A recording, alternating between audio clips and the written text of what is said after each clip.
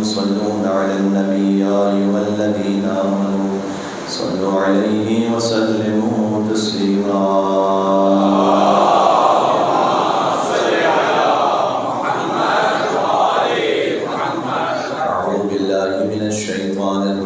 بسم الله الرحمن الرحيم لا حول ولا قوة إلا بالله العلي العظيم حسبنا الله ونعم الوكيل نعم المولى ونعم النصير وبه نستعين وهو خير ناصر ومعين والعاقبة للمتقين والجنة للموحدين والنار للعاصين والصلاة والسلام على أكرم الأنبياء والمرسلين حبيب إله العالمين العبد المرتضى والنبي المجتبى والرسول المصطفى سيدنا ونبينا وشفيع ذنوبنا وطبيب نفوسنا ومولانا بالقاسم محمد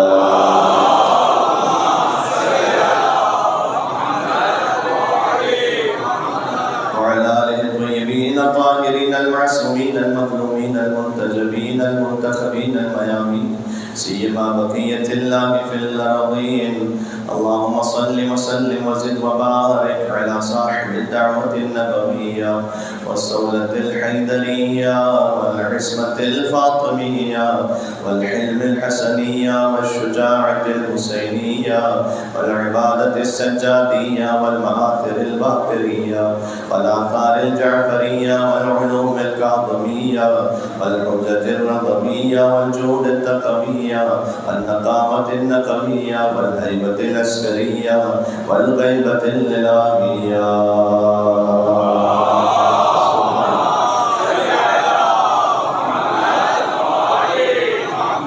رحمة الله على محبيهم واللعنة الدائمة على أعدائهم أجمعين توسل صاحب عبد الله الحسين عليه السلام بسم الله الرحمن الرحيم يا أبا عبد الله يا حسين بن علي أيها الشهيد يا ابن رسول الله يا حجة الله على خلقه يا سيدنا مولانا إنا توجهنا واستشفعنا وتوسلنا بك إلى الله وقدمناك بين يدي حاجاتنا يا وجيها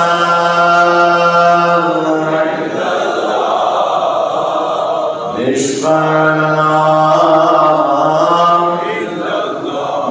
يا وجيها عند الله اشفع لنا عند الله يا وجيها عند الله اشفع لنا عند الله صلوات محمد وعلى محمد بسم الله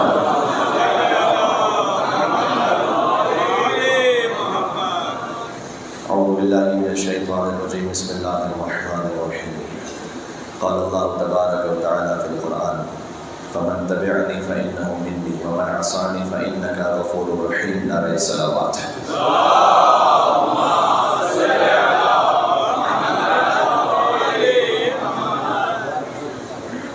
معمولاً فطرت انسانی یہ ہے کہ وہ غم سے گھبراتا ہے ہر انسان اس بات کا طالب ہے کہ غم اس سے دور رہے اور وہ خوشیوں کی طرف لپکتا ہے خوشیاں تلاش کرتا ہے خوشیاں نہ ہوں اس کی زندگی میں تو اسے ایجاد کرتا ہے جو غم ہوں اور غموں کو دور کرتا ہے یہ عجب غم امام حسین علیہ السلام ہے کہ قلب مومن اس غم کا انتظار کرتا ہے مومن کا قلب کہ جس میں بنص حدیث رسول حرارت امام حسین علیہ السلام کو قیامت تک کے لیے رکھا گیا ہے کہ وہ حرارت کبھی ٹھنڈی نہیں ہوگی. تو چونکہ اس قلب میں وہ حرارت ہے تو ایک مومن کا قلب فطرت کے برخلاف غم امام حسین علیہ السلام کو اپنے سینے سے لگاتا ہے. یہ اس غم کی تاثیر ہے. امام حسین علیہ السلام، اگر میں بچوں کے لیے اور جوانوں کے لیے کہ جو اس لیٹسٹ ٹیکنالوجی سے زیادہ واقف ہیں، کہ جب ہم کہیں جا رہے ہوتے ہیں اور راستے سے بھٹک نہ جائیں، اس کے لیے GPS یوز کرتے ہیں. مجلس امام حسین علیہ السلام اللہ تک پہنچنے کے راستے کا GPS ہے. سادہ سے مثال ایک مل کے صلوات کیجیے گا.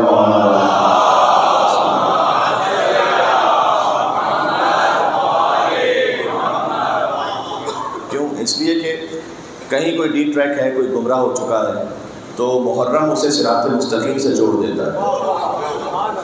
جو اللہ سے بھی قریب نہیں، امام حسین علیہ السلام کا ذکر اسے اللہ سبحانہ و تعالیٰ سے وصل کر دیتا ہے. یہ ایک ایسی بات ہے کہ جس کے لیے الگ سے کسی دلیل کی ضرورت نہیں ہے. ہم میں سے ہر ایک اپنے وجود میں اس کو محسوس کرتا ہے. جیسے فارسی زبان کا ایک محاورہ ہے کہ جب آفتاب اس کی روشنی ہے تو اس کے لیے دلیل کی الگ سے ضرورت نہیں ہے کہ سورج ہے تو اس کے لیے دلیل نہیں. ایک چیز ہے کہ جو ہم خود اپنے وجود میں محسوس کر رہے ہیں کہ اللہ سبحانہ و تعالیٰ سے جو دور ہو چکا ہو، کسی بھی وجہ سے کہیں کسی گمراہی میں مبتلا ہو، تو امام حسین علیہ السلام کا ذکر اسے جوڑتا ہے. امام حسین علیہ السلام کیونکہ ہدایت کا چراغ ہے، نجات کی کشتی ہے. اس پر ہم نے بات کی اور یہاں سے تھوڑا سا ہم بات کو اور آگے بڑھائیں گے کہ امام حسین علیہ السلام کے ذکر میں قلب وہ کہ جو مریض ہو چکا ہے اس کے لیے شفا ہے. یہ قلب کون سا مریض ہوتا ہے؟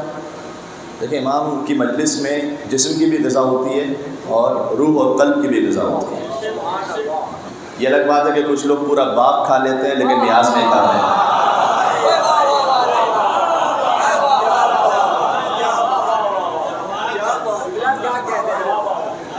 پورا باغ کھا جائیں گے لیکن رجب کے کونے نہیں کھائیں گے. باغ کھا جائیں گے لیکن مجلس امام حسین کا نیاز نہیں کھائیں گے. لیکن امام کی مجلس میں جسم کے لیے بھی غذا ہے، اس کی بھی ایک معنویت ہے، اور قلب کے لیے غذا ہے. قلب کب مریض ہوتا ہے؟ مولا کائنات نے فرمایا ہے کہ آفتوں میں سے ایک آفت، بلاؤں میں سے ایک بلا یہ ہے کہ انسان فقر میں مبتلا ہو.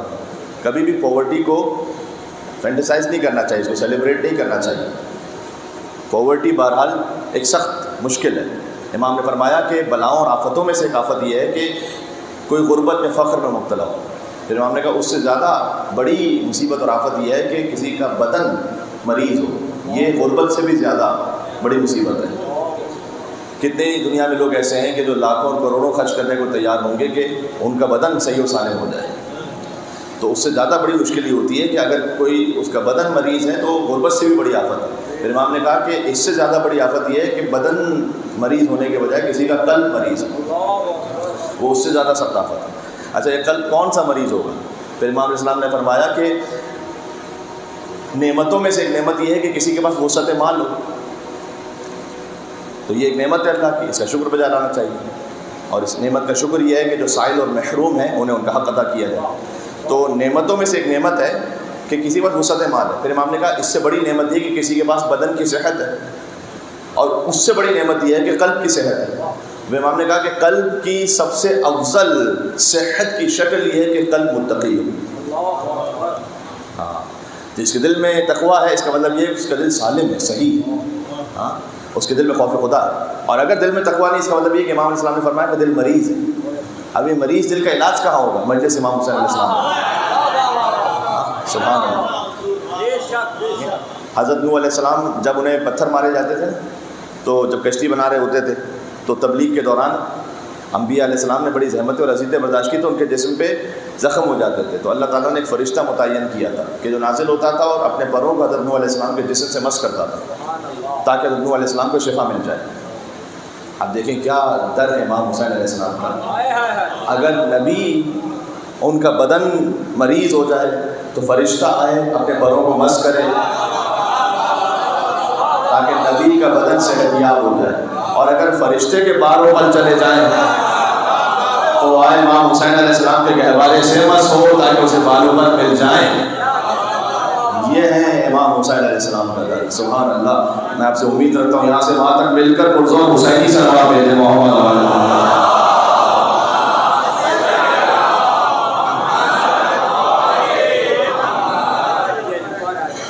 امام حسین علیہ السلام کا در. تو یہاں سے اس طرح سے شفا ہے. تو ہم بات یہ کر رہے ہیں کہ اہل بیت نبوت سے جو اپنے آپ کو جوڑے. السلام علیکم اہل بیت النبوہ و موضع الرحمہ. رحمت کا مقام ہے. آپ ساری رحمتیں آپ کے پاس ہیں. علم کا خزانہ ہے, حلم کی انتہا. کاش ہم یہ جو قلب مریض ہوتا ہے نا, یہ بھی ایک نعمت ہوتی ہے کہ انسان کو یہ پتہ ہو کہ اس کا دل مریض ہے. ورنہ جہل مرکب کا بہت سے لوگ شکار ہوتے ہیں. انہیں یہ بھی نہیں پتا کہ نہیں پتا. سمجھ رہے ہیں؟ انہیں یہ بھی نہیں پتا کہ وہ مریض ہے. ایسے مریض کا علاج نہیں ہو سکتا جس کو یہ بھی نہ پتا ہو کہ یہ اللہ سبحانہ و تعالیٰ کی نعمت ہے نا, کہ اگر بدن میں درد ہوتا ہے تو اللہ کی نعمت ہے. اس لیے کہ بدن کا جو درد ہے یہ اس بات کی طرف اشارہ کر رہا ہوتا ہے کہ کہیں جسم میں کوئی مشکل ہے, کوئی سسٹم صحیح نہیں ہے. اس طرح سے قلب جب مریض ہو تو پتہ بھی نہ چل سکے, یہ اس سے بڑی آفت ہے. تو پتہ کیسے چلتا ہے؟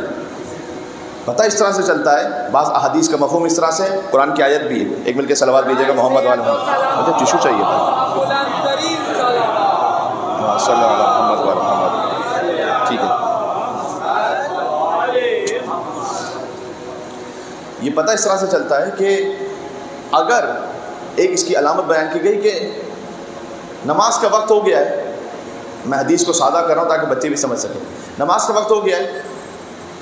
ویسے تو دنیا کا کوئی ایسا ضروری کام نہیں کہ جو نماز سے زیادہ ضروری ہے, لیکن فرض کیجیے اگر نماز کا وقت ہو گیا ہے پھر بھی میرا دل آمادہ نہیں ہو رہا کہ میں اٹھوں اور پڑھوں. بلا وجہ مثال کے طور پر انسٹاگرام کی ریلز ہیں, یوٹیوب کے شارٹس ہیں, اس کو میں دیکھ رہا ہوں بغیر کسی مقصد کے, بے مقصد, دنیاوی بھی کوئی مقصد نہیں ہے, بے تکا. ایسا ہوتا یا نہیں ہوتا بعض مرتبہ؟ اس کا مطلب یہ ہے کہ ابھی وہ قلب میں روحانیت نہیں ہے. ہاں, کہ بلا وجہ نماز کو آدھا گھنٹہ, 1 گھنٹہ, 1.5 گھنٹہ ڈیلے کر دیا, پتہ بھی نہیں چلا, ارے 1 گھنٹہ نکل گیا. یہ اللہ تعالیٰ نے قرآن میں کہا ہے کہ جب دل میں ایمان پورا نہ ہو تو نماز بھی پڑھتا کاموں کو سالا, سستی کے ساتھ ہوتا. ایسا تھا جیسے کسی نے جکڑ کے رکھ دیا.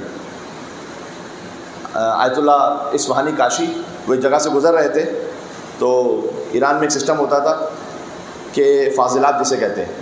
مثال کے طور پر جو ویسٹیج ہوتا تھا وہ ایک جگہ نیچے تہہ خانے میں کنواں ہوتا تھا, اس میں جمع ہوتا تھا, اس کے بعد اس کو خالی کیا جاتا تھا. تو جب یہ سارا پروسیس ہو رہا ہوتا تھا تو اس زمانے میں ٹیکنالوجی اتنی زیادہ نہیں تھی, تو ایک شدید قسم کی بو آتی تھی. تو کبھی کبھار پوری گلی میں بو ہوتی تھی. تو ایک جگہ سے گزر رہے ہیں, آپ آسان لفظوں میں سمجھ لیں کہ اگر خدا نخواستہ کہیں سے گٹر ابل رہا ہو تو کتنی خطرناک بو ہوگی. تو وہ بڑے بوڑھے تھے, بزرگ تھے, اب وہ بڑی بو آ رہی ہے, ان کے کچھ اسٹوڈنٹس کے ساتھ چل رہے ہیں, بہت زیادہ بو آ رہی ہے, اسٹوڈنٹ چاہ رہے ہیں کہ جلدی سے نکل جائیں آگے. لیکن یہ کہ یہ چونکہ زیادہ جلدی نہیں تیز چل سکتے تو احترام میں ان کے ساتھ ساتھ بھی چل رہے ہیں, لیکن بڑی عجیب سی بے چینی ہو رہی ہے. تو انہوں نے محسوس کیا, تو جب کراس کر لیا انہوں نے, تو انہوں نے کہا کہ یہ تم اتنا جلدی یہاں سے کیوں بھاگنا چاہ رہے تھے؟ کہا حضرت آپ نے محسوس نہیں کیا کتنی گندی بو آ رہی تھی یہاں؟ تو انہوں نے کہا کہ یہ جو گندی بو ہے اس سے جو بھاگنا چاہتے ہو, تو جب کوئی گناہ کرتے ہو نا تمہارے روح سے ایسی گندی بو آ رہی ہوتی ہے, تو اس سے کیوں نہیں بھاگنا چاہتے تھے؟ اللہ اکبر. ہاں, اس سے کیوں نہیں اپنے آپ کو بچانا چاہتے تھے؟ بالخصوص کچھ باتیں ایسی ہیں کہ جس کو ہم چھوٹا سمجھ رہے ہیں, نہیں چھوٹی. میں آپ کو جھوٹ کے لیے نہیں سناؤں, جھوٹ کے لیے امام معصوم نے فرمایا, حضور مکرم کا فرمان ہے, جنہیں صادق اور امین کہا جاتا تھا. مشرکوں نے صادق اور امین کہا. یہ جو صادق اور امین حضور نے اپنے آپ کو پہلے کہلوایا ہے نا, اس کے بعد کہا کہ مجھے نبی مانو. اس کا مطلب یہ ہے کہ صداقت اور امانت دینداری کی پری ریکویزٹ ہے. میں نمازیں پڑھ رہا ہوں لیکن صادق اور امین نہیں ہوں اپنی سطح پر, اس کا مطلب یہ کہ میں دیندار نہیں ہوں. میں سمجھ رہا ہوں کہ میں دیندار ہوں, اس لیے کہ جس کے پاس صداقت اور امانت ہے تو یہ بیس ہے بالکل دینداری کی. تو حضور نے فرمایا کہ کوئی جو جھوٹ بول رہا ہوتا ہے تو اس کے وجود سے ایسی بو آتی ہے کہ فرشتے جس سے متنفر ہوتے ہیں. اب ایک بو ہے, ہمیں نہیں محسوس ہو رہی, ہاں, وہ فضلات کی بو محسوس ہو رہی ہوتی ہے کیونکہ اس کا تعلق ہمارے مادے سے, جسم سے. جو روح کی بو ہے وہ محسوس نہیں ہو رہی ہوتی, وہ امام نے بتایا. وہ حضور مکرم نے فرمایا. اور اس جھوٹ بولنے میں یہ بھی شامل ہے. ایک تو میں نے مثال دی تھی آپ کو, کہیں ہمیں جانا نہیں, ہم نے کہا انشاءاللہ آؤں گا. نہ بولیں ایسے. ہمیں پتہ ہے کہ ایک جگہ پہنچنا مجھے 2 گھنٹے کے بعد ہے, میں کہا 15 منٹ میں آ رہا ہوں. کتنا کامن ہے. اچھا یہ تو 2 گھنٹہ 15 منٹ کی میں نے مثال دی نا. فرض کیجئے کہ مجھے آدھے گھنٹے میں ایک جگہ پہنچنا ہے, میں کہا یار 15 منٹ میں آ رہا ہوں. مجھے پتہ ہے کہ میں آدھے گھنٹے میں پہنچوں گا, اور وہاں پہنچ کر یہ کہوں گا کہ وہ ٹریفک جام تھا. ان چیزوں کو ہم نے ایسا سمجھا ہوا ہے کہ بس اس سے کیا فرق پڑتا ہے, اس سے ہمارے دین پہ کیا فرق پڑتا ہے, ہماری روح پہ کیا فرق پڑتا ہے. بچوں کے ساتھ جھوٹ نہ بولیں بالخصوص. یہ زہر قاتل ہے بچے کی تربیت کے لیے. اگر ہم نے بچے کے ساتھ جھوٹ بولا, جناب امیر المومنین علیہ السلام نے ارشاد فرمایا ہے کہ اگر کوئی بچے کے ساتھ جھوٹ بول رہا ہے تو بچوں کے ساتھ اس لیے جھوٹ نہ بولو کہ وہ تمہیں اپنا رازق سمجھ رہے ہوتے ہیں. بہت امپورٹنٹ ہے یہ. وہ یہ سمجھ رہے ہوتے ہیں کہ ان کا رزق تم دے رہے ہو. تو اگر وہ تم سے مسٹرسٹ ہو جائے گا, ان کا یقین ختم ہو جائے گا. آپ نے یہ کہا بچے سے کہ بیٹا, کبھی باہر نکل رہے ہوتے ہیں آپ گھر سے, وہ لپٹ گیا, آپ نے کہا بیٹا میں 2 منٹ میں آ رہا ہوں جان چھڑانے کے لیے. کبھی کہا کہ میں کل لے کے جاؤں گا. نہیں لے کے جائیں گے تو نہ کہیں کہ میں لے کے جاؤں گا. کچھ لوگ ہوتے ہیں کہ جو اچھی نیت کے لیے جھوٹ بولتے ہیں. اچھی نیت کے لیے جھوٹ کیسے ہو سکتا ہے؟ میں جگہ کا نام نہیں لوں گا, ویسٹرن ورلڈ کی ایک بات ہے. وہاں پہ ایک مومن تھے, انہوں نے مجھے کہا کہ مولانا میری بیٹی جو کہ دین کی بڑی پابند ہے, تو ہم جب سپر مارکیٹ جاتے ہیں تو وہاں پر اس کو چاکلیٹس کھانے کا شوق ہوتا ہے. ہم نہیں چاہتے کہ چاکلیٹس کھائے, اور واقعا یہ بہتر نہیں ہے بچے کے لیے. جتنا جنک فوڈ آپ اس کو دیں گے اتنا زیادہ ہائپر ہوگا وہ. جتنا جنک فوڈ بچے کو آپ دیں گے اتنا زیادہ وہ شہوت میں بھی مبتلا ہوگا. یہ بھی یاد رکھیے گا جی. یہ کچھ کی پوائنٹس ہیں جو میں آپ کی خدمت میں عرض کر رہا ہوں. بچے کی جو شہوت زیادہ جلدی بڑھتی ہے اس کی وجہ یہ ہوتی ہے کہ اس کو ہم بہت زیادہ جنک فوڈ دیتے ہیں, اور وہ ہائپر بھی اس سے بہت زیادہ ہوتا ہے. تو کہہ رہے ہیں کہ وہ ہم نہیں چاہتے تھے کہ وہ چاکلیٹ کھائے. تو میں نے اس سے کہا کہ بیٹا یہ حلال نہیں ہے چاکلیٹ. تو وہ اتنی دین کی پابند ہے, اس نے کہا اچھا حلال نہیں ہے تو میں نہیں کھاؤں گی, جبکہ اس میں حلال حرام کا مسئلہ نہیں تھا. تو میں نے ان سے کہا کہ آپ اگر کھلا دیں تو شاید یہ زیادہ بہتر تھا. اس لیے کہ جب 2-3 سال بعد اس کو یہ پتہ چلے گا کہ نہیں یہ تو چاکلیٹ تو حلال تھی, یہ تو میرے بابا نے ویسے ہی کہا تھا, تو آپ نے جو اس کو صحیح بتایا ہے اس پہ یقین رہے گا اس کو.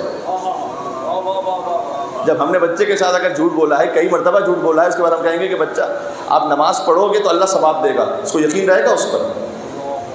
اس کو جب ہماری دنیا کی بات پہ یقین نہیں رہے گا تو پھر ہمیں اس کی آخرت کی بات پہ بھی یقین نہیں رہے گا. ہم کہیں گے بیٹا قرآن پڑھو تو ثواب ملے گا, وہ کہے گا پتہ نہیں یہ صحیح بول رہا ہے نہیں بول رہا. تو آج ایک خاص جگہ سے بات کا آغاز ہوا آج کے موضوع کے حساب سے, اور میں چاہتا ہوں کہ بات اچھی طرح ذہن میں بیٹھے. تو صداقت اور امانت, تو اگر فرض کیجیے کہ کوئی جھوٹ بول رہا ہے اس کے بدن سے بو آئے گی, روح سے بو آئے گی. اصل میں یہ حقیقت ہے, یہ حدیث میں ہم محسوس نہیں کرتے, حدیث میں آسمان کے ملائکہ متنفر ہو جاتے ہیں. اللہ عز و جل انشاءاللہ محفوظ رکھے, ہمیں صداقت اور امانت جیسی صفات کو اپنانے کی توفیق عطا فرمائے. میں بات کو تھوڑا سا اور آگے بڑھاتا ہوں, ایک درود کا اور سہارا دیجیے گا. محمد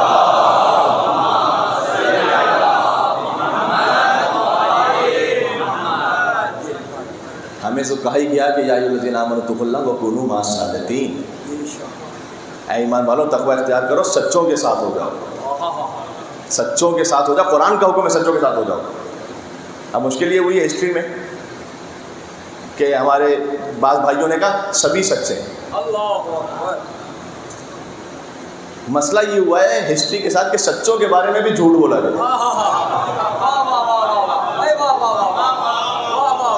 یہ بات سمجھ میں آئی, سچوں کے بارے میں بھی جھوٹ بولا. سارے سچے ہیں, سارے سچے کیسے ہیں میرے بھائی؟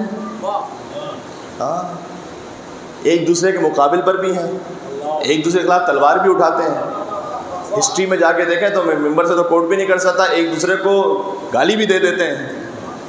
ہسٹری میں تو ہے. ایک دوسرے کے خون کے پیاسے ہیں اور سارے سچے, یعنی یہ سارے جنت میں ہوں گے. تو یہ تو بڑی کنفیوژن ہے. مطلب اس جنت میں جانا تو ہمارے لیے تو بڑا پرابلم ہے. یہ کسی نے امیر المومنین سے کہا کہ اے مولا مجھے سمجھ میں نہیں آ رہا. دیکھیں میں کسی پر ٹونٹ کرتے ہوئے بات نہیں کر رہا, اور نہ میرا مزاج ہے کہ میں کروں گا. یہ میں ایک حقیقت آپ خدمت میں عرض کر رہا ہوں. تو کہا کہ جمل میں مجھے مولا یہ سمجھ نہیں آ رہا, اے علی کیونکہ اتنی بڑی ہستیاں اس طرف بھی ہیں اور آپ بھی داماد رسول ہیں، رسول کے چچا بھائی ہیں، تو کس طرف حق ہے؟ میری سمجھ میں نہیں آ رہا۔ اس وقت طلحہ زبیر اس طرف ہیں، زوجہ رسول اس طرف ہیں، تو میرے مولا نے کیا کہا؟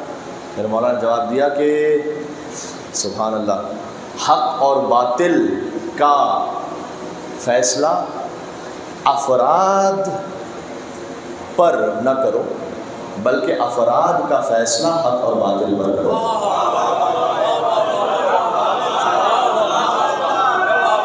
یہ اصول سمجھ میں آیا آپ کو؟ یہ ابن ابی العدید معتزلی نے کہا ہے کہ کلام عرب میں اس سے زیادہ فصیح و بلیغ جملہ نہیں کہا گیا۔ ایک جگہ پر اس کی تعبیر ملتی ہے کہ افراد کی کسوٹی پر حق اور باطل کا فیصلہ نہیں کرو کہ اتنی بڑی بڑی ہستیاں وہاں پر ہیں تو یقیناً حق پر ہوں گی، نہ، پہلے دیکھو اعرف الحق تعرف اہلا، اعرف الباطل تعرف اہلا۔ پہلے دیکھو حق کہاں ہے، پھر اہل حق سمجھ میں آئیں گے۔ پہلے دیکھو باطل کہاں ہے، پھر اہل باطل سمجھ میں آئیں گے۔ یہ مولا نے اس کی سطح کے مطابق جواب دیا ہے، یہ بات ذہن میں رکھیے گا۔ یہ اصول تو صحیح ہے کہ افراد کی کسوٹی پر حق اور باطل کو نہیں فیصلہ کرو، حق اور باطل کو سمجھ کر افراد کا فیصلہ کرو، یہ اصول صحیح ہے، سوائے خود علی بن ابی طالب کے لیے، اس لیے کہ علی مع الحق والحق مع علی ہے، تو علی کی شخصیت سے حق کا فیصلہ ہوگا، کسی اور کی شخصیت سے نہیں ہو سکتا، لیکن مولا کائنات کی شخصیت سے ہوگا۔ اس لیے کہ حضور نے کہا کہ اللہم عدل الحق حیث ما دار، پروردگار حق کو اس طرف موڑ دے جس طرف علی مڑ جائے۔ یہ نہیں فرمایا کہ علی کو اس طرف موڑ دے جس طرف حق مڑ جائے، یہ فرمایا کہ حق کو اس طرف موڑ دے جس طرف علی مڑ جائے، اس لیے کہ علی امام الاولین والآخرین ہے، امام آگے ہوتا ہے، علی حق کے امام ہے، حق علی کے پیچھے پیچھے، علی حق کا مرکز ہے، قطب عالم امکان ہے، علی مولا المومنین ہے، علی یاسب الدین ہے، علی نبی عظیم ہے، علی مبید الشرک والمشرکین ہے، علی قاتل الناکثین والقاسطین والمارقین ہے، ابو الیتامى والمساکین ہے، باب حکمت رب العالمین، عمود الدین، اول العابدین ہے، علی شبیہ ہارون ہے، علی نفس الرسول ہے، علی زوج البتول ہے، علی سیف اللہ المسلول ہے، علی امیر البررہ، قاتل الفجرہ، قسیم الجنت والنار، صاحب اللواء، سید العرب، کشاف الکرب، صدیق اکبر۔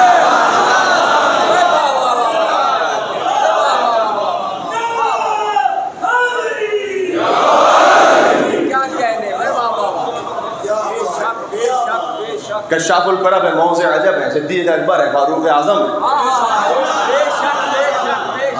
علی امام مبین ہے، علی کرراہ ہے، خیر فرار ہے، برادر جعفر طیار ہے، عاصم الاحزاب ہے، قاسم الاسلام ہے، معز الاولیاء ہے، مذل العطا ہے، اخدب الخطباء ہے، ابو سید الشہداء ہے،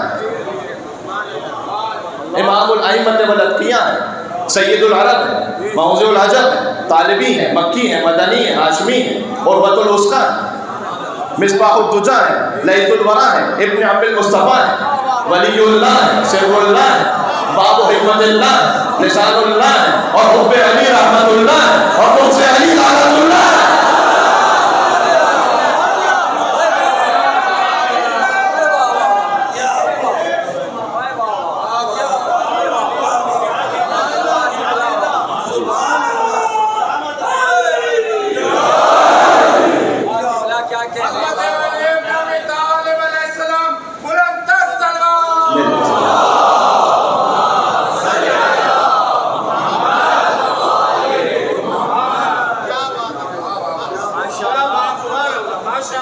اور یقین فرمائیے کہ جو سارے القاب اگر ان میں سے کوئی ایک بھی قرآن یا سنت میں موجود نہ ہو تو میں ممبر پر آنا چھوڑوں۔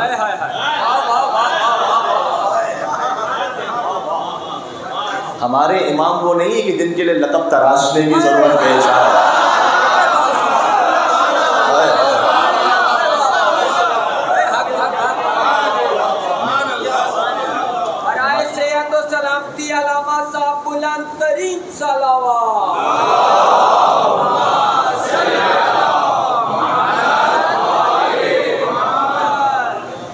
بلکہ ایک حدیث رسول بھی اس پر ایک عرب شاعر کا شعر بھی ہے، ملا رضائے ہندی ہندوستان سے وہ آئے اور البتہ ایکچوئل تو عرب سے تھے، لیکن چونکہ وہاں پر بھی تشریف لے گئے لہٰذا ان کے نام کیا کہ ہندی لگتا ہے، انتقال ہو گیا ان کا.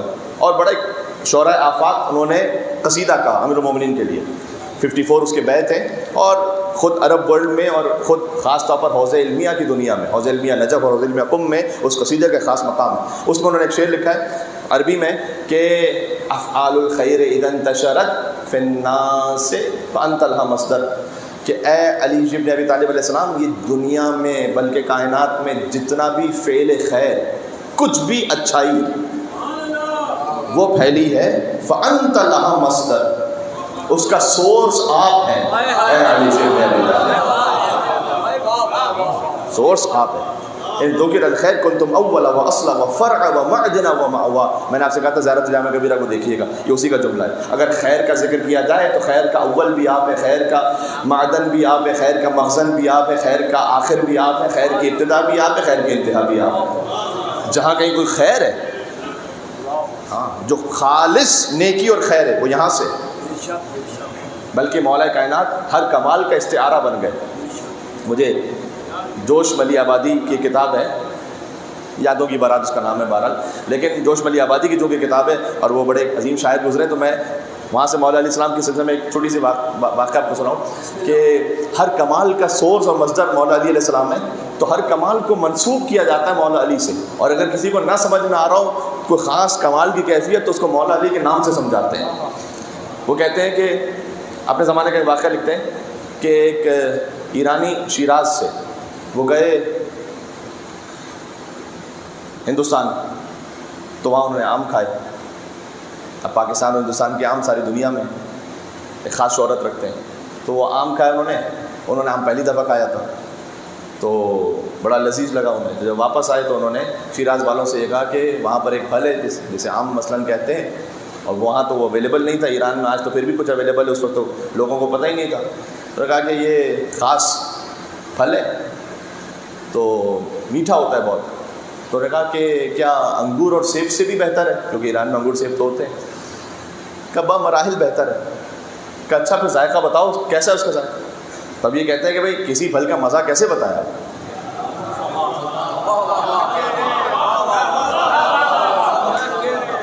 کسی پھل کا مزہ آپ کیسے بتائیں کسی کو جس کے بعد میں اس نے نہ چکھا ہو، تو آپ کیسے بتائیں کہ یہ مزہ ہے. تو کہا بتاؤ. کہا بھائی میٹھا ہوتا ہے بہت. کہا میٹھا تو سیب بھی ہوتا ہے، سیب کی طرح میٹھا ہوتا ہے. کہا سیب کی طرح نہیں، وہ ایک الگ میٹھا ہے. کہا بھائی وہ کیسا میٹھا ہے بتاؤ. کہتے آخر میں بس میں نے کہا کہ اب میں کیا بتاؤں تمہیں کیا میٹھا ہے، بس یہ سمجھ لو کہ مولا علی مرتضیٰ ہیں جو حلق سے اترتے چلے جا رہے ہیں. یعنی یہ کہ ہر کمال، کہنا میں یہ چاہ رہا ہوں، جو کمال ہے نا وہ منسوب ہے علی بن ابی طالب سے. ہر اچھی صفت، ہر کمال کیا وہ مولا اللہ سبحانہ و تعالیٰ نے اور آپ کو عطا کیا. تو افعال الخیر اذا انتشرت فی الناس فانت لها مصدر. اے علی بن ابی طالب آپ اس کا سورس ہیں. ہاں اس لیے السلام علیکم یا اہل بیت النبوہ موضع الرحمہ، نہیں نا، موضع الرسالہ و معدن الرحمہ. رحمت کی کان ہے آپ، علم کا خزانہ ہے، حلم کی انتہا ہے آپ. اور ہر خیر کا سورس جب یہاں ہے تو اب میں ایک اور فقرہ کہنے لگا ہوں، اور مجھے امید ہے کہ آپ مجھے دعا سے نوازیں گے. حسین علیہ السلام کے پاس جب کائنات کا سارا خیر یہاں جمع ہے تو حسین فقط علیہ السلام نہیں ہے، حسین علیہ السلام بنانے والے ہیں.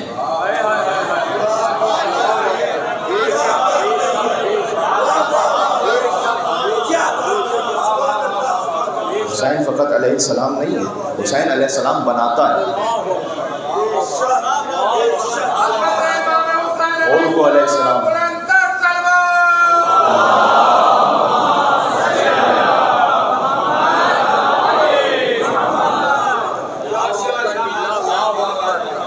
حور کو علیہ السلام بنایا حسین نے، وہب کو علیہ السلام بنایا حسین نے، زہیر قین کو علیہ السلام بنایا حسین نے، وہب قلبی کو علیہ السلام بنایا حسین نے.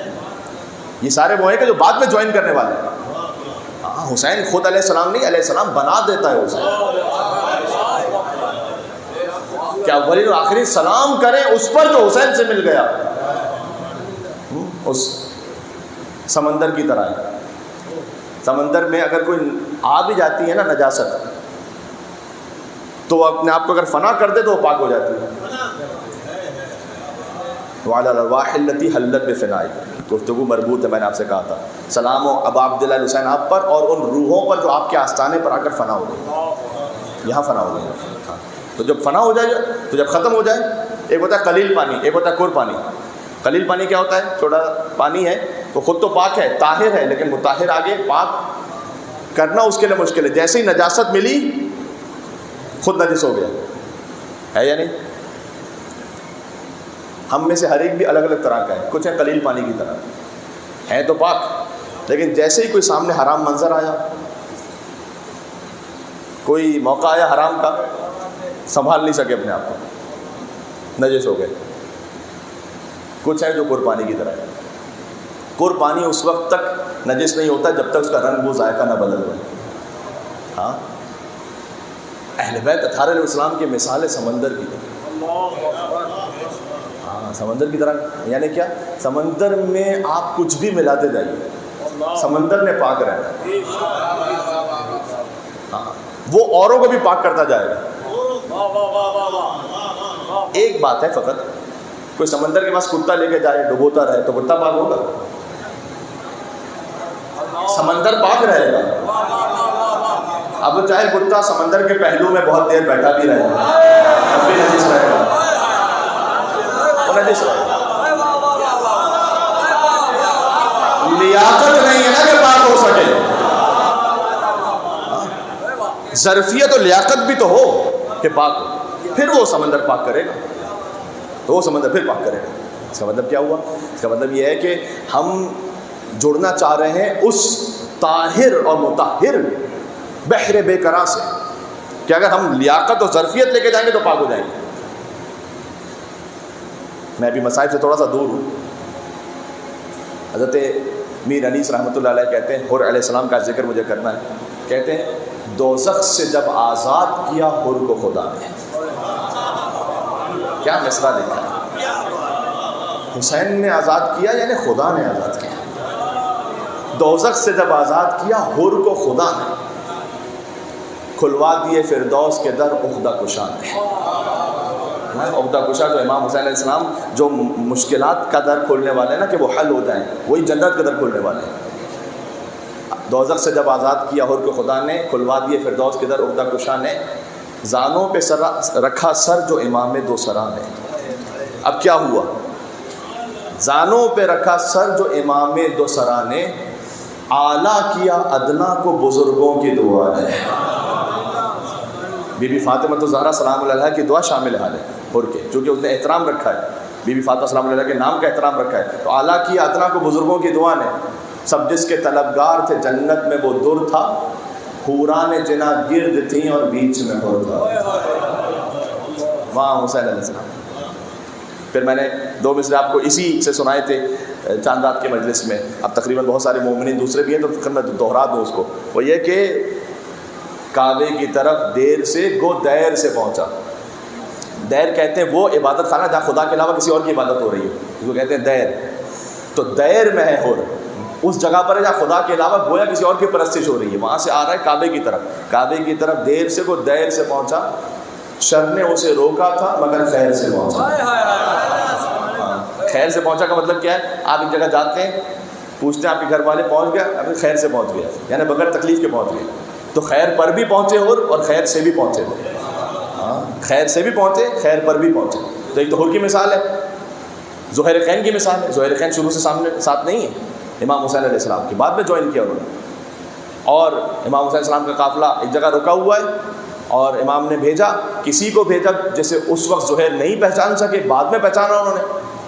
اور اس وقت وہ امام حسین علیہ السلام کے ساتھ جانا بھی نہیں چاہتے تھے. ابتدا میں امام حسین نے حج کو عمرے میں تبدیل کیا اور انہوں نے مکہ چھوڑ دیا. امام نے، زہیر نے حج پورا کیا، وہ بھی حج پتے، انہوں نے حج پورا کیا. تو لہٰذا وہ امام حسین کے پیچھے پیچھے آ رہے ہیں. تو تھوڑا سا گیپ ہے. زہیر کوفہ میں رہتے ہیں، امام بھی کوفہ کی طرف جا رہے ہیں. تو زہیر کا قافلہ تھوڑا سا جلدی پہنچتے ہوئے امام کو قریب جوائن ہو گیا. ایک منزل ایسی آئی کہ دونوں ایک ساتھ رکے ہوئے. زہیر کو امام حسین السلام نے کہا کہ کسی کو بھیجا، زہیر سے کہنا میرے پاس آئے. زوجہ نے کہا کہ زہیر کہتے ہیں کہ میں نہیں جاؤں تو بہتر ہے، پھر اگر حسین کچھ کہیں گے تو میں منع نہیں کر سکوں گا۔ زوجہ نے کہا کہ کتنی بڑی شرمندگی کی بات ہوگی کہ ہمیشہ کے لیے لکھا جائے گا اور سب یہ کہیں گے کہ حسین نے بلایا تھا اور زہیر نہیں گئے۔ دیکھیں ایک خواتین کا کردار کتنا امپورٹنٹ ہے یار، کبھی مرد کسی گمراہی کی طرف جا رہا ہو تو خاتون اسے کیسے بچا دے۔ کہا کہ امام حسین علیہ السلام نے بلایا اور تم نہیں گئے تو کیا کہا جائے گا، جا کے سن تو لو، پھر کوئی معذرت کر لینا۔ اور زہیر پہنچے وہاں پر، خیمے کے اندر کیا بات ہوئی خدا جانتا ہے، لیکن جب وہ خیمے سے باہر نکلے تو لفظ ہے تاریخ میں، وہ لفظ میں یہاں پر نہیں کہہ سکتا کہ وہ پہلے کس مسلک پر تھے، سارا حسینی بن کر نکلے۔ اور لوگوں نے کہا کہ یہ اتنا جلدی آپ کیسے منقلب ہو گئے؟ کہ پہلی بات تو یہ تھی کہ جب میں خیمے میں پہنچا تو مجھے اس وقت یہ پتہ چلا کہ اب عبداللہ حسین علیہ السلام نے مجھے لینے کے لیے جس ہستی کو بھیجا تھا وہ کوئی اور نہیں، وہ حسین کے جوان علی اکبر تھے۔ حسین نے شبیہ رسول کو بھیجا تھا مجھے لینے کے لیے، تو اب میں کیسے انکار کر سکتا تھا کہ جب ہم شکل نبی آ جائیں، گویا یہ کہ نبی میرے پاس آئے ہوئے اور مجھے بلا رہے ہیں۔ تو زہیر منقلب ہوئے، وہب منقلب ہوئے۔ 10 دن میں سے کچھ گزر گئے، کچھ باقی ہیں۔ کون اپنے آپ کو بدل سکتا ہے؟ کتنے لوگ ایسے تھے کہ جو شاید یہ سمجھ رہے ہوں کہ ہمیں اگلا محرم بھی نصیب ہوگا، اس کے بعد نصیب نہیں ہو سکا، چلے گئے دنیا سے۔ اور اللہ جانے جب اگلے برس پہ محرم کا چاند آئے تو مجھ سمیت یہاں جتنے تشریف فرما ان میں سے کون ہو تو کون نہ ہو، اللہ سبحانہ و تعالیٰ آپ کو عمر نو عطا فرمائے انشاءاللہ سے۔ لیکن یہ وہ 10 دن ہوتے ہیں کہ جو الگ ہی سے گویا نازل ہوتے ہیں اللہ سبحانہ و تعالیٰ کی طرف سے۔ یہاں پر ہدایت کا جو امکان ہے نا، اس میں دل نرم ہوتا ہے۔ امام حسین علیہ السلام کا ذکر آپ سن رہے ہوتے ہیں، بالخصوص آنسو بہا رہے ہوتے ہیں۔ آنسو بہانے سے ہارٹ کی ایسی کلینزنگ ہو جاتی ہے کہ پھر جو حق کی نصیحت ہوتی ہے قبول کرتا ہے انسان۔ سبحان اللہ۔ اس لیے امام حسین علیہ السلام کی مجلس فقط امام حسین کی عزاداری نہیں ہے، یہ حسین سے وفاداری ہے۔ عزیزان گرامی، کاش میں ایک بات اور کہہ دوں اور بات تمام کروں۔ حسین ابن علی نے جو خطبہ بھی دیا ہے نا عاشور کے دن، اس میں فرمایا کہ دیکھو میں الگ سے کوئی بات بچوں کو سمجھانے کے لیے کہہ رہا ہوں تاکہ بات سمجھ سکیں بچے۔ ایک رینڈم گائی کوئی کھڑا ہو جائے اور آ کے کہے کہ میں ہوں، میں وہ نہیں ہوں، میں دیکھو تو صحیح کہ کس کا نواسا ہوں، کس کا بیٹا ہوں۔ ہاں، مولا علی بن ابی طالب علیہ السلام، سب سے پہلے تو رسول اللہ کا نام لیا، میں رسول اللہ کا نواسا ہوں اور میں رسول کی بیٹی کا بیٹا ہوں۔ اور امام نے فرمایا کہ جہاں کہیں مشرق اور مغرب میں چلے جاؤ، کوئی ایک میرے علاوہ نہیں ہے جو اس وقت یہ کہہ سکے کہ میں رسول کی بیٹی کا بیٹا ہوں سوائے میرے۔ ہے کوئی؟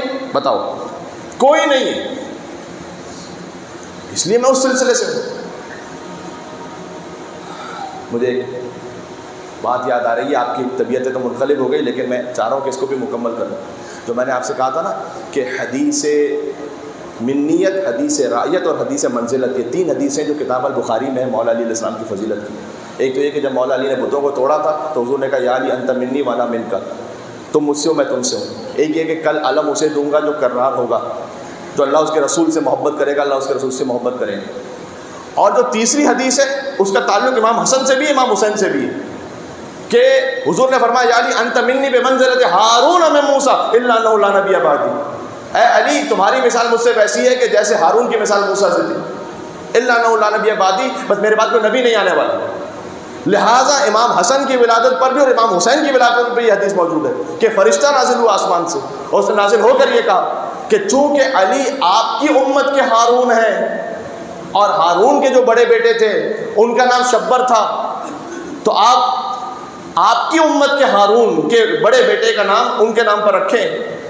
اور شبر چونکہ عبرانی زبان کا لفظ ہے لہٰذا اس کا اردو ترجمہ ہوا، عربی ترجمہ ہوا حسن، لیکن حسن وہ نام ہے کہ جو اس سے پہلے کسی کا نہیں رکھا گیا، اور حسین بھی وہ نام ہے کہ حسین اس سے پہلے کسی کا نہیں رکھا گیا۔ سبحان اللہ۔ تو مولا علی علیہ السلام ہارون ہے، رسول اللہ موسیٰ کی طرح ہے، اور حسن اور حسین وہ شبیر و شبر جسے ہم کہتے ہیں، یا شبر اور شبیر دونوں تلفظ کیے جاتے ہیں۔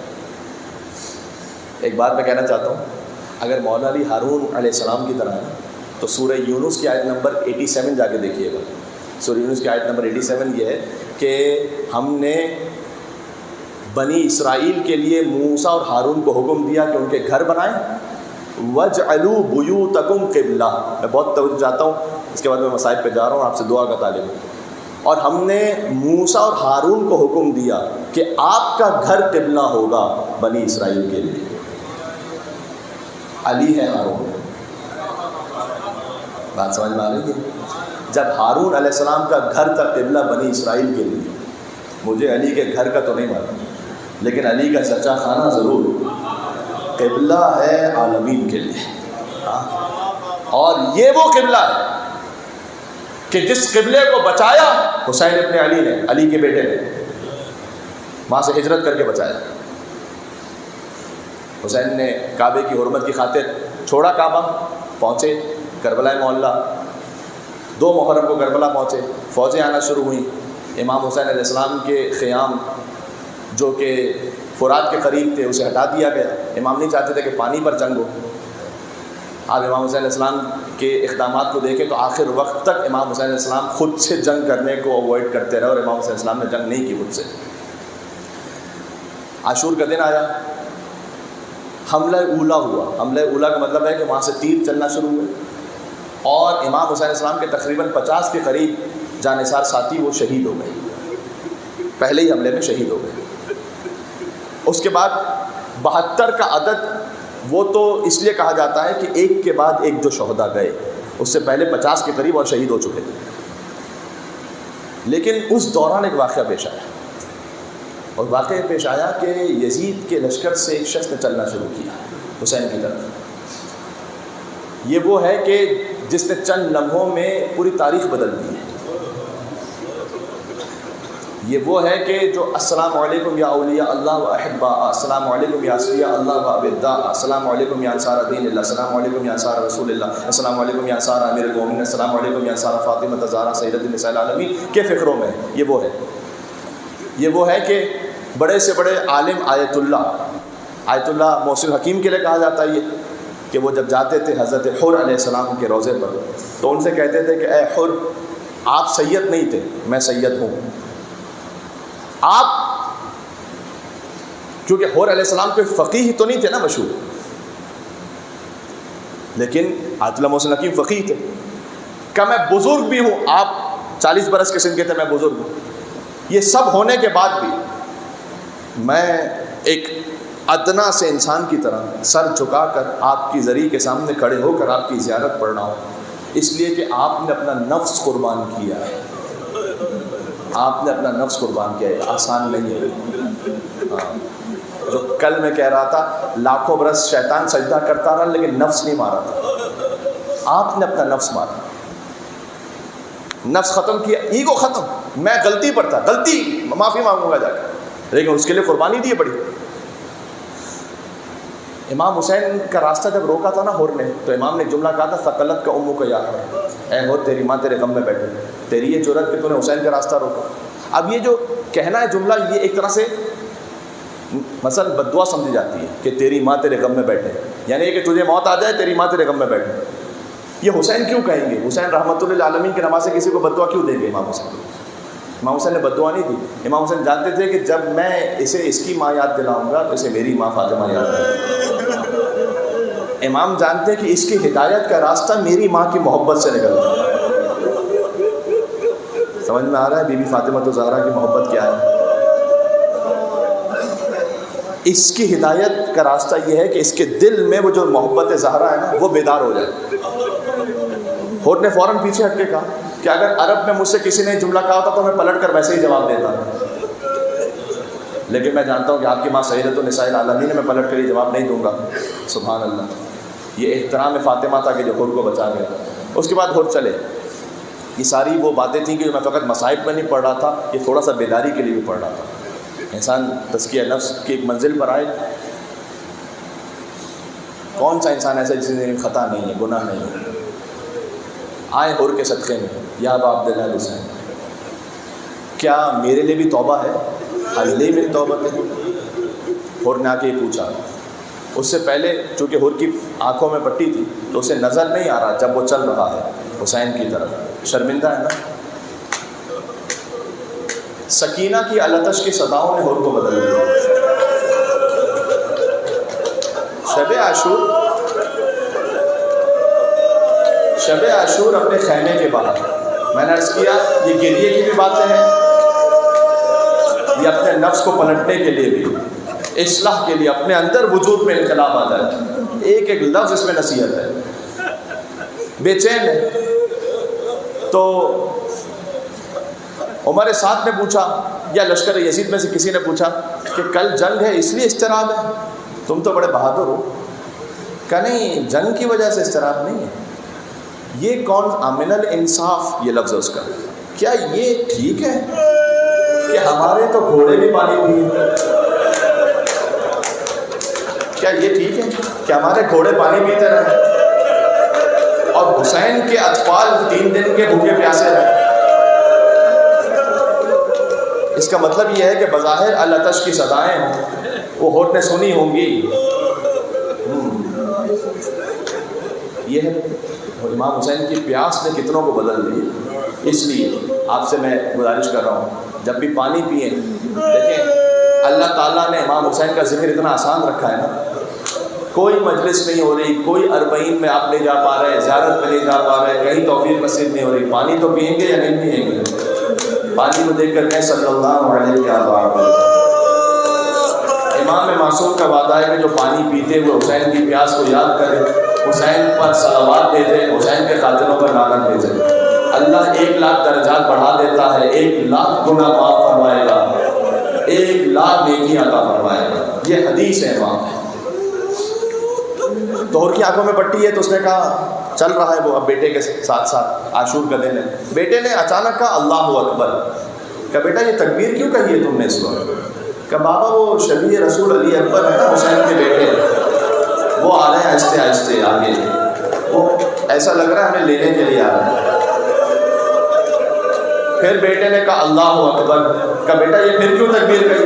کہ بابا وہ علمدار حسین، ابل فضل عباس علیہ السلام بھی آگے بڑھ رہے ہیں. پھر بیٹے نے کہا اللہ اکبر اللہ اکبر اللہ اکبر. کہ بابا وہ خود فاطمہ زہرا کا لال حسین خود آ رہے بابا.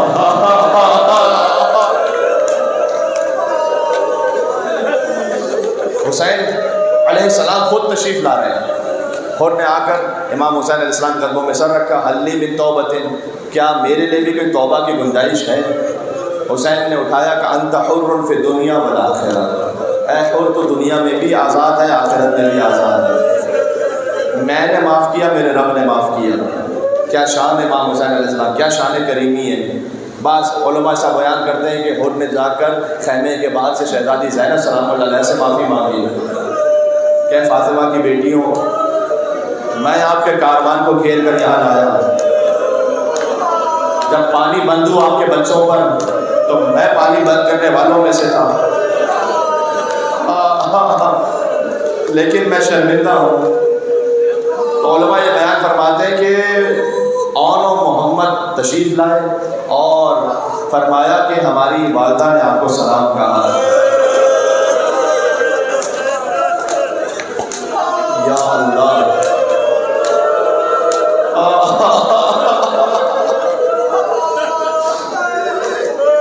ان کا وجود کام کرتا ہے. اور اس کے بعد معافی مانگنے کے بعد میں نے ایک بزرگ عالم سے یہ بھی جملہ سنا کہ امام حسین علیہ السلام نے یہ بھی فرمایا کہ حسین بن کے شرمندہ ہے کہ جب کل دشمن بن کر آئے تھے تو تمہارے گھوڑوں کو بھی پانی پلایا تھا، آج دوست بن کر آئے ہو لیکن حسین کے پاس ایک قطرہ آب نہیں ہے کہ تمہاری کوئی خدمت کر سکے. کہ مولا میں تو فقط آیا ہوں اس لیے کہ بس مجھے گناہوں کا کفارہ ہو جائے، میرا بیٹا اسے اجازت دیں آپ چاہے وہ مقتل کی جانب. امام حسین علیہ السلام سے اجازت ملی، ان کے بیٹے کا نام علی ہے. وہ گیا مقتل کی طرف اور جیسے ہی زمین کربلا پر جنگ کرنے کے بعد وہ گرا تو وہ کہتا ہے میں نے جتنا جلد ہو سکتا تھا اپنے گھوڑے کو سنبھالا اور ان کے فوراً میں جانا چاہتا تھا اپنے بیٹے کے لاشے پر کہ حسین نے مجھے روک دیا. کہاں ہیں رونے والے؟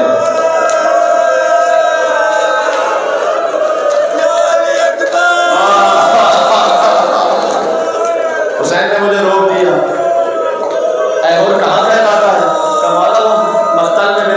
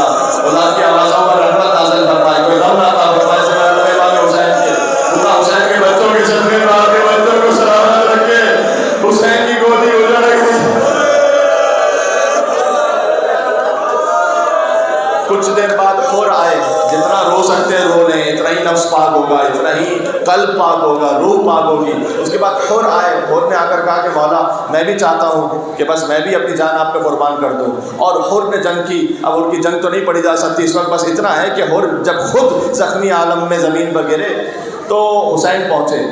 حسین نے حر سے کہا تھا نا، اگرچہ اس کی ہدایت کے لیے کہا تھا کہ تیری ماں تیرے غم میں بیٹھے، اب حر توبہ کر کے آ گئے تو حسین کو اس کا بدلہ عطا کرنا ہے۔ حر کا سر اپنی گود میں رکھا اور فرمایا انت حر کما سمت کا امک حرا، اے حر تیری ماں کتنی اچھی تھی کہ جس نے تیرا نام حر رکھا۔ تو دنیا میں بھی میرا بھائی ہے اور آخرت میں بھی میرا بھائی ہے۔ حر کی پیشانی پہ کسی نے پتھر مارا تھا تو خون بہ رہا تھا، حسین نے اپنے پاس سے ایک رومال نکالا کہ اے حر یہ میری ماں فاطمہ زہرا کے ہاتھ کا سلا ہوا رومال ہے۔ حر کی پیشانی پر وہ رومال باندھا، کائنات کا بہترین تحفہ حر کو عطا کیا۔ میں کہوں گا مولا کچھ دیر کے لیے رومال رکھ لیجیے گا، اس لیے کہ جب علی اصغر کو تیر لگے گا حلق سے خون کا مبارک ہوگا، رومال زہرا ہمارا باندھ ہے۔ جزاک اللہ۔ جو آپ کے اشعار ہیں بی بی فاطمہ زہرا اجر عطا فرمائے۔ صدائیں بلند ہو رہی ہے، میں تسلسل میں پڑھتا جاؤں گا۔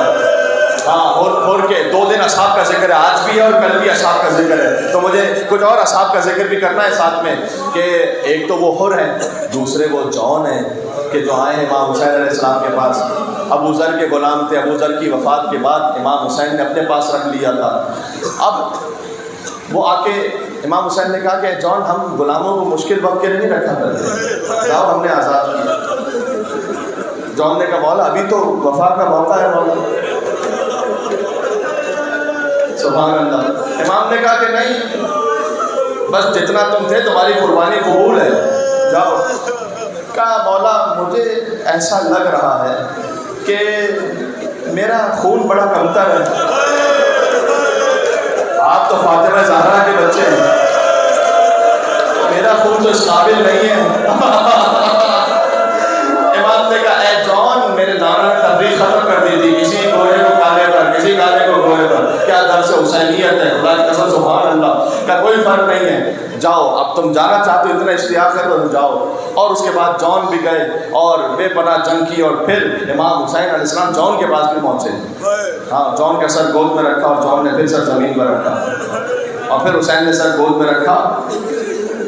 جون کہتے ہیں کہ مولا یہ فرزند فاطمہ زہرا کی گود ہے، میں ایک حبشی غلام ہوں مولا،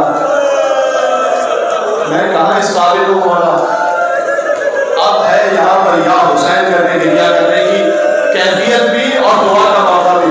حسین آہستہ آہستہ جھکے فوضع خطہ علی خطہ، حسین نے اپنا رخسار جو آگے رخسار نہ رکھا، فرمایا اللہم میز وجہہ وطیب ریحہ، پروردگار اس کی منہ کو خوشبو میں تبدیل کر دے، تو اس کے چہرے کو نورانی کر دے۔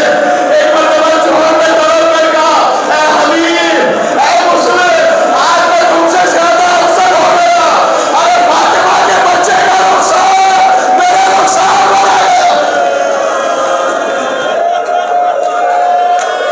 ایک بوڑھے صحابی ہیں کہ جن کا نام ہے سعید ابن عبداللہ، وقت ہے میرے پاس چند دقیقے ہیں، سعید ابن عبداللہ ہیں، اور یہ بھی بوڑھے صحابی ہیں۔ یہ سوچتے ہیں کہ میں اپنے آقا کی خدمت کیسے کروں گا، اس لیے کہ علماء بیان کرتے ہیں کہ ان کے ہاتھوں میں راشا تھا۔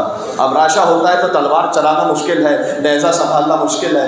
جب امام حسین ظہر کا وقت ہوا اور امام نے امامت فرمانا شروع کی تو سعید نے آگے کہا کہ مولا میں تلوار تو تیر تو نہیں چلا سکتا، لیکن میں اتنا جانتا ہوں کہ یہ سینے کی جو بوڑھی پسلیاں ہیں یہ آپ کی طرف آنے والے تیروں کو روک لیں گے مولا، مجھے اجازت دیں میں آپ کے سامنے کھڑا ہو جاؤں کہ کوئی تیر آپ تک نہ پہنچ نہیں پائے۔ یہ میری تقریر کے آخری فقرات ہیں بس۔ اب وہاں سے تیر برس رہے تھے، اب سعید کبھی دائیں جانے چھوڑ کر تیروں کو روکیں، کبھی بائیں جانے چھوڑ کر تیروں کو روکیں، اور ایک ہی دعا کرتے رہتے تھے کہ پروردگار مجھے اس وقت تک زندگی عطا کر جب تک میرے مولا کی نماز نہ ختم ہو جائے۔ وہاں حسین نے کہا السلام علیکم ورحمۃ اللہ، اور یہاں سعید نے کہا السلام علیکم یا ابا عبداللہ۔ مقاتل میں اس طرح سے کہ 17 تیر سعید کے جسم پر پیوست تھے۔ فرمایا وفیت یا رسول اللہ، مولا جو وفا کا حق تھا وہ عطا ہو گیا۔ امام نے کہا انت امامی فی سعید جب تو جنت میں بھی جائے گا تو حسین کے آگے آگے جائے گا. آج تو حسین کے آگے کھڑا ہوا ہے. مولانا حسن زیدی صاحب فرقوں میں کہتے تھے, سعید نے کہا مولا ایسا لگ رہا ہے جیسے کوئی میرے داہنی طرف آگے کھڑا ہو گیا ہو. حسین نے کہا ادب سے سلام کرو, یہ میرے نانا رسول اللہ